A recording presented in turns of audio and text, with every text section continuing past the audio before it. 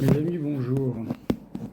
Nous entendons en ce moment beaucoup parler des bienfaits de l'athéisme et nous entendons les apostats et les athées vanter cette doctrine athée qu'est la leur.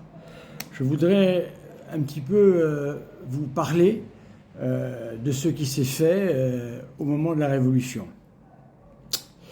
Il faut comprendre que tout d'abord, on a refait un calendrier. Le calendrier était basé sur les fêtes catholiques, et il a fallu le refaire, bien sûr, parce que voulant supprimer le catholicisme de la vie des gens, voyez-vous, il y avait tout ce que ces apostats parfois mentionnent comme idée dans leur idéologie. On voit que ça a déjà été fait. C'est pour ça que je voudrais me permettre de rappeler un peu un certain nombre de choses. Alors, le calendrier neuf a donc été fait en juin 1793. Chaumette déclare à la Commune de Paris, je cite Chaumette, « Nous aurons des fêtes civiques le 10 août, nous aurons un rassemblement et le peuple, je le cite, sera notre Dieu. Il ne doit pas y en avoir d'autres. » Voilà. Donc en fait, lorsque l'on vante sans cesse la volonté populaire, voyez-vous, on se rappelle de ça. Voilà. Ce sera le peuple qui sera notre Dieu. On vit alors les noms des fêtes chrétiennes remplacés par ceux de l'être suprême, de la République, de la justice, de la pudeur, de la frugalité, du stoïcisme, de l'âge viril, de la foi conjugale, de l'agriculture.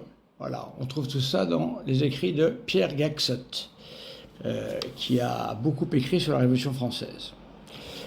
La Convention nationale, le 19 juillet 1793, décrète que les évêques qui apporteraient soit directement ou indirectement quelques obstacles au mariage des prêtres, car la Révolution a imposé aux prêtres de se marier, car tout le monde devait être marié. Alors donc, des évêques qui se permettraient de mettre obstacle au mariage des prêtres seront déportés et remplacés. Signé Danton, président. Voilà, vous voyez un peu la grande liberté dans laquelle nous nous sommes retrouvés, nous autres catholiques. Le 1er août 1793, la Convention prépare le génocide vendéen. C'est-à-dire que ce peuple à qui on a retiré ses prêtres, à qui on a retiré ses églises, à qui on a retiré les sacrements, à qui on a interdit la pratique du catholicisme, s'est évidemment rebellé. Et il y a ici, un ordre écrit de manière assez énigmatique, mais ça, je pense que c'est volontiers, c'est pour apporter, pour ne pas trop se mouiller en quelque sorte. Donc, voyez-vous, donc le génocide vendéen, elle vote la loi pour l'anéantissement de tous les biens. La Vendée doit être un cimetière national. Je répète, la Vendée doit être un cimetière national. Beaucoup de femmes, beaucoup d'enfants, beaucoup de vieillards, car les hommes étaient partis à la guerre. Et d'ailleurs, les Vendéens avaient commencé à baisser pavillon et avaient demandé la paix. Vous voyez la réponse paisible de ces révolutionnaires. La Convention va donc voter le 1er octobre 1793 l'extermination totale des habitants de la Vendée, femmes, enfants, vieillards. Il faut le rappeler. Le 23 novembre 1793, écoutez bien ce que la Commune décrète. Que toutes les églises ou tous les temples de toute religion, de tout culte qui ont existé à Paris seront fermés. Donc on ne peut plus pratiquer la religion.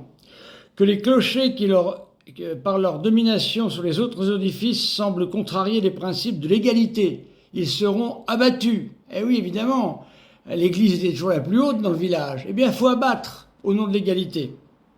Que tous les prêtres demeureront personnellement responsables des troubles dont la source viendrait d'opinions religieuses. Voyons. C'est-à-dire que si les gens eh bien, comprennent que tout cela ne va pas, eh bien, ça retombera sur les prêtres, qui seront bien sûr déportés ou guillotinés immédiatement. Que celui qui demandera l'ouverture soit d'un temple, soit d'une église, sera immédiatement arrêté comme suspect. C'est bien, hein? Pas d'enquête, rien, suspect tout de suite. Qu'il sera décrété à la Convention d'exclure les prêtres de toute action publique. Voilà. Donc quand on vient nous parler d'athéisme, lorsqu'on vient nous parler de suppression de la religion, hein, même si ça ne dit pas son nom, vous comprenez que nous qui sommes habitués au génocide, nous tremblons.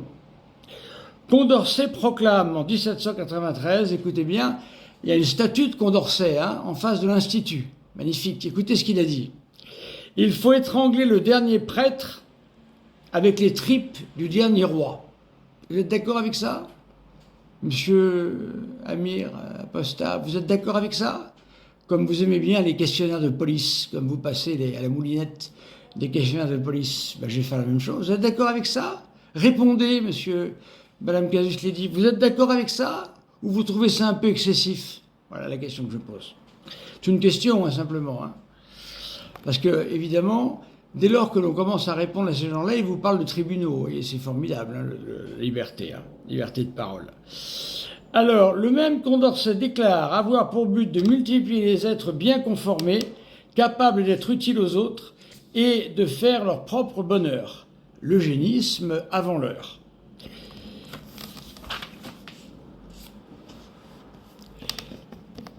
Alors, en juillet 1794, un prêtre, le père de Clorivière, nous dit « Quoique la destruction totale de la religion chrétienne soit le but principal que se proposent, dans la révolution présente, les puissances des ténèbres, ainsi que les agents en chef, elles se servent pour l'opérer. Cependant, c'est avec le soin de ne pas montrer au grand jour cette intention perverse. On la laisse seulement entrevoir, assez pour encourager les hommes sans mœurs et sans religion, et on ne fait entrer dans le secret que ceux dont on se croit bien assurés. Les agents de la Révolution colorent tout ce qu'ils font du bien public, bien sûr.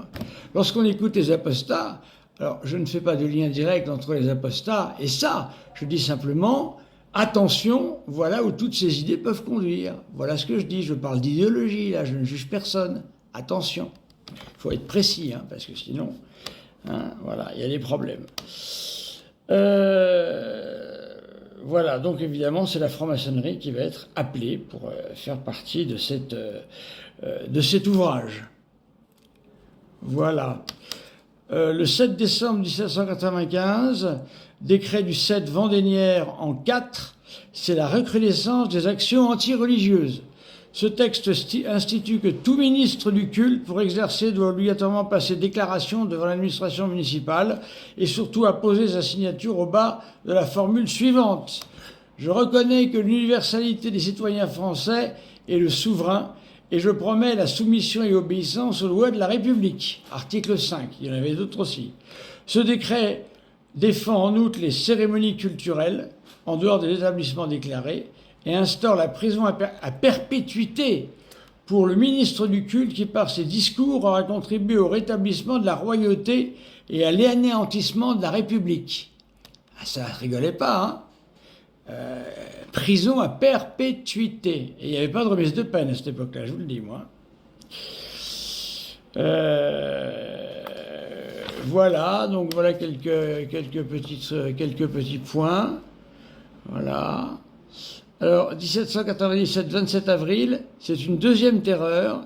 D'une part, le Directoire fait déporter 2000 prêtres aux îles de Ré et d'Oléron et en Guyane. D'autre part, le Directoire favorise un culte décadaire. Voilà, mes amis, un petit exemple des joyeusetés dont nous avons été l'objet.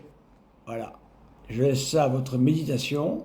Voilà, je ne fais pas de lien direct évidemment entre les apostats athées et ces textes, mais je dis simplement qu'il y a tout de même ici un point d'attention à avoir. Voilà, merci mes amis, commentez, si je veux avoir des chances que ces vidéos soient vues. Merci.